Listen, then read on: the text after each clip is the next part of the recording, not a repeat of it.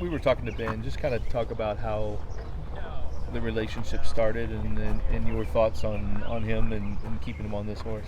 Well, I mean, I just first met him when we were getting down to New Orleans. My buddy Ron Fauché, who we worked together years ago with Todd, he had his book, so it's fine. I got first to know him and got him out breezing, got him on a few, horses over the course of the meet.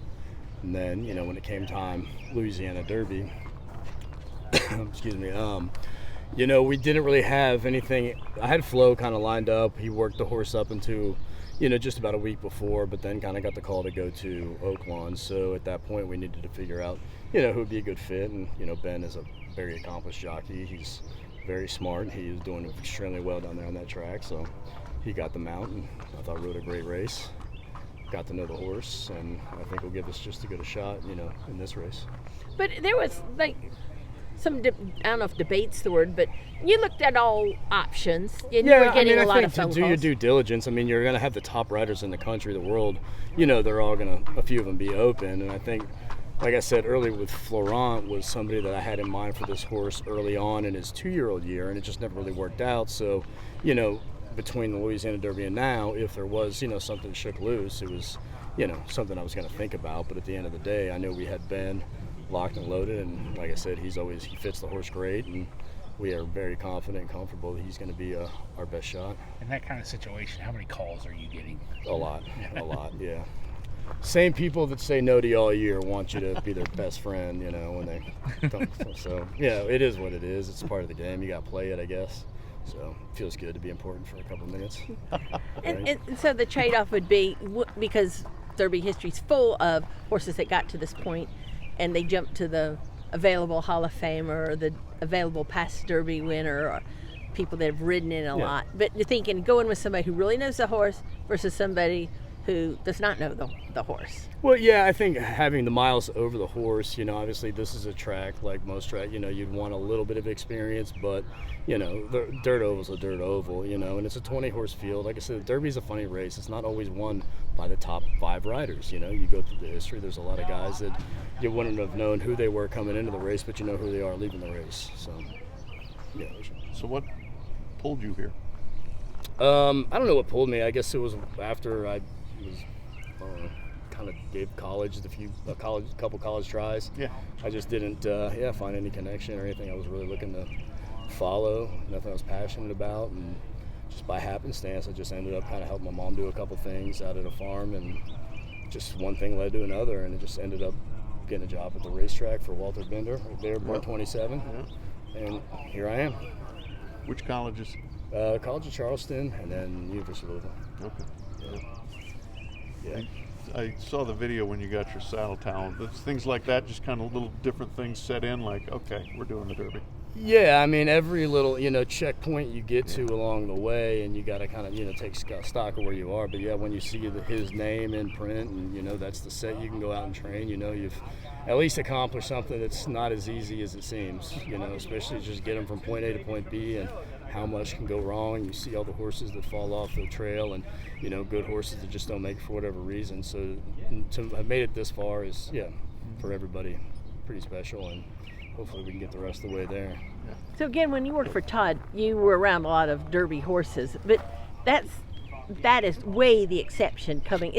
It's strange this year he only has one horse here, but now that it's your own stable, do you have a different appreciation for just how tough it is? Oh, yeah. Or did you always know Todd? Well, you always know it's that tough. Yeah, but when you go into a stable you got those type numbers, and I was watching yesterday the 2000 Derby. Husashi Pegasus. I think it was his first Derby, but he had 4 in it, So it's one of those things, like you can just end up with the right hand at the right time, and I was there we'd have 5 horses in it, and, sometimes we'd have 1 horse in it, and I think now with the points, it's, I think, more difficult to get so many horses where, beforehand with their graded earnings, you see some of them will never run around 2 turns ever in their life, so it's, it's very difficult, but at the same time, if you get the right one, you hope you know what to do with it. What spurred you to watch the 2000 Derby? I've just been watching old Derbies. They've been showing up on my feed in there, so just kind of, going through them and watching them. if there was any time to go ahead and just see if there's any trends, consistencies, things that hold up year to year. Just watching them, and it's the Derby, it's a fun race to watch. Did you conclude anything? Have you Haven't concluded? Haven't concluded anything. Luck is helpful. Yeah, exactly. That it's up to something completely other than the normal, race tactics and all of the things we put into what wins. It's a race all of its own.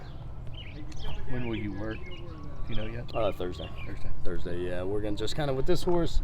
He's a lighter frame, very fit animal. I just didn't know. He just didn't need the kind of weekly schedule up there. I didn't need 4 works. I only needed 3, and with the weather and just some things I was looking at. I'm gonna give him a couple more days, in between breezes, and a couple more days into the race. Have him fresh, happy. And he came into the Risen Star. Maybe it wasn't the ideal training situation, work pattern. Yeah. And so, are you thinking that? He made a big move from the Risen Star to the Louisiana Derby, and he's a fresh horse. There's still another, maybe even a quantum leap forward in him.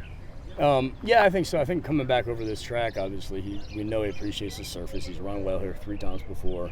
Yeah, the training up into the Risen Star and then the Risen Star Lucy, it was up into the Risen Star was tough. We had a lot of weather issues, a couple riders, just things that were just unpredictable at the time that didn't really help us moving in consistently to that race.